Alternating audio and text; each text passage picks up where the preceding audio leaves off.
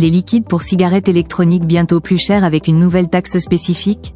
L'univers de la vape est en pleine ébullition avec l'annonce récente d'une nouvelle taxe sur les e-liquides.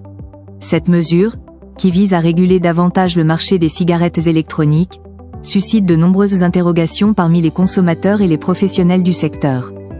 Quel sera l'impact réel de cette taxation sur le prix par millilitre? Les vapoteurs devront-ils revoir leur budget à la hausse? Cette vidéo explore les implications potentielles de cette décision gouvernementale et analyse comment elle pourrait transformer le paysage économique de la vape. Découvrez ce que cela signifie pour votre portefeuille et l'avenir de vos habitudes de consommation. Proposition d'amendement et contexte européen. Le député centriste Charles de Courson a proposé un amendement visant à instaurer une fiscalité spécifique sur les produits de vapotage en France, actuellement soumis uniquement à la TVA.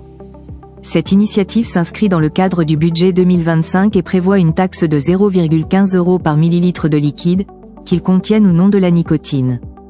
En comparaison, 19 pays européens appliquent déjà des taxes similaires, allant de 10 centimes par millilitre en Tchéquie à 1,04 € en Suisse.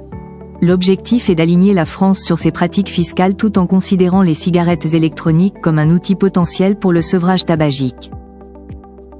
Détails et impact financier de la taxe proposée. L'amendement ICF 1865, proposé par Charles de Courson, introduit une taxe de 0,15 € par millilitre sur les liquides de vapotage. Cette mesure pourrait entraîner une hausse significative du coût pour les consommateurs. Un flacon de 10 ml verrait son prix augmenter d'environ 1,50 €, passant ainsi de 5,90 à 7,40 € en moyenne. Bien que certains utilisateurs considèrent toujours le vapotage comme une alternative économique au tabac traditionnel, cette augmentation pourrait décourager ceux qui comptent sur cet argument financier pour arrêter de fumer. Les experts soulignent l'importance de ne pas compromettre les efforts de santé publique visant à réduire la consommation de tabac. Réactions et conséquences potentielles. Les réactions à la proposition de taxe sur le vapotage sont variées.